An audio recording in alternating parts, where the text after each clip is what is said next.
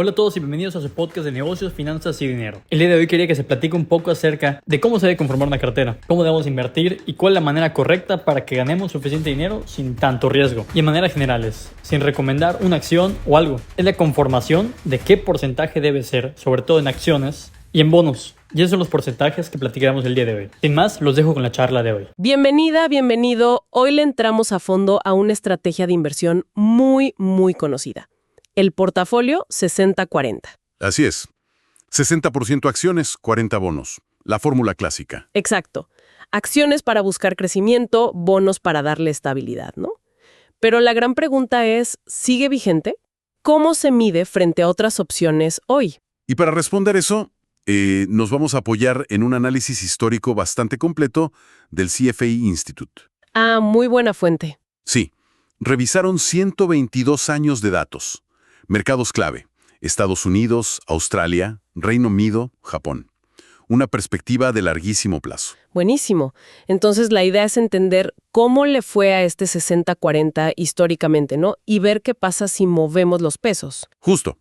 ¿Qué tal un 30-70 más conservador o un 80-20 más agresivo? Y también cuándo conviene mirar afuera, la diversificación internacional, y qué rol juegan otros activos, como los commodities.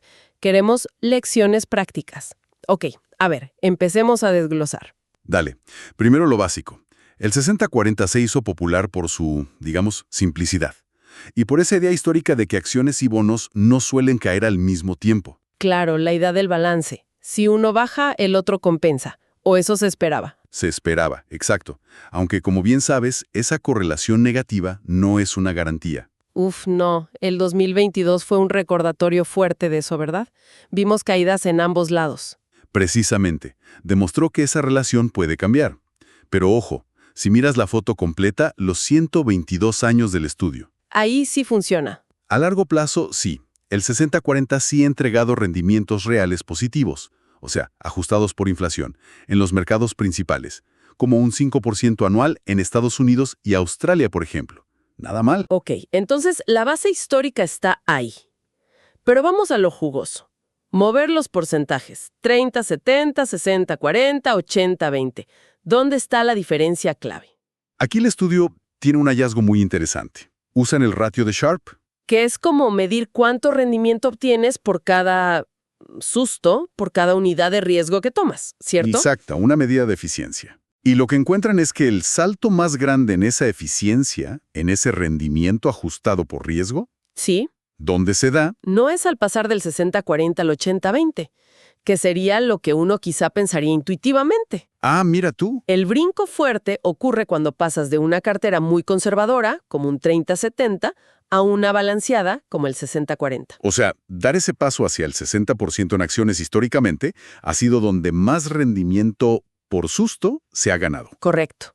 Ese parece ser el punto óptimo histórico en términos de eficiencia, riesgo-retorno. Y si te vas más allá, al 80-20, Más agresivo. bueno, generalmente si obtienes un mayor retorno esperado. Claro, más acciones podrían dar más.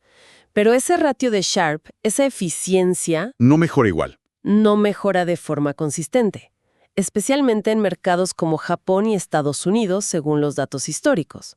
El riesgo extra que tomas al pasar del 60 al 80% en acciones no siempre se vio recompensado con una mejora, digamos, proporcional en la eficiencia. No he entendido. Muy claro ese punto. Ahora, cambiemos el foco. Salir de casa. La diversificación internacional. ¿Siempre suma? Pues tampoco es una receta mágica universal. Depende mucho de dónde estés basado. ¿Cómo así? El estudio muestra, por ejemplo, que para inversores en Japón y Reino Unido, añadir activos internacionales a su 60-40 históricamente sí fue muy bueno. Mejoró los números. Sí, mejoró el rendimiento, mejoró el ratio de Sharpe, incluso redujo la volatilidad.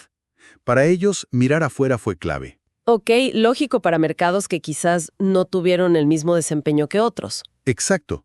Pero en cambio, para los inversores en Australia y Estados Unidos, Que tuvieron mercados locales muy fuertes históricamente. justo. Para ellos, el beneficio de añadir activos internacionales fue bastante menor, o incluso nulo en algunos análisis, en términos de mejorar el rendimiento ajustado por riesgo. Interesante.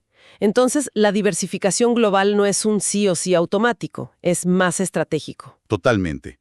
Hay que ver el contexto del mercado local. Vale, y ahora, la última pieza del rompecabezas, añadir más cosas al menú. ¿Qué tal materias primas, commodities, o alternativos como capital privado, infraestructura? Aquí también hay detalles importantes.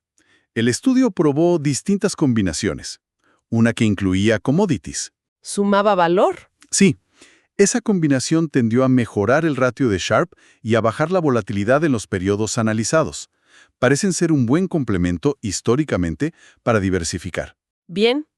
¿Y los otros alternativos, los más, digamos, sofisticados? Capital privado, esas cosas. Ahí la historia es un poco diferente. Otro portafolio que probaron, con una gama más amplia de alternativos, sí logró mayores retornos promedio. Pero. Siempre hay un pero. Sí. Pero a costa de un riesgo también significativamente mayor. Y el resultado neto fue un ratio de Sharpe inferior al del 60-40 simple. Mira vos. O sea, más complejo no necesariamente significó más eficiente en términos riesgo-retorno. Correcto. Fue un poco contraintuitivo. Y bueno, ni hablar de otro modelo que metía Bitcoin. Me imagino. Disparaba todo. De retorno potencial altísimo, pero volatilidad por las nubes. Así que la lección es que hay que ser muy cuidadoso con qué se añade y por qué. Ok. Creo que tenemos las lecciones principales. El 60-40, a pesar de todo, ha sido resiliente a largo plazo. Sí, ha mostrado fortaleza histórica. El salto de 30-70 a 60-40 parece ser el punto clave para la eficiencia riesgo-retorno, históricamente hablando. Ese es un hallazgo central del estudio, sí. La diversificación internacional.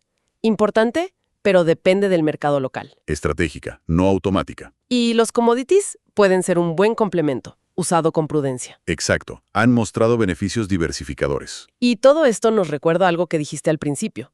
Las relaciones entre activos, como acciones y bonos, no son fijas, cambian. Y ese es el meollo del asunto para el futuro, ¿no? Justamente, nos deja pensando, si esas relaciones están en constante evolución, ¿cómo debería cambiar también nuestra idea de un portafolio equilibrado?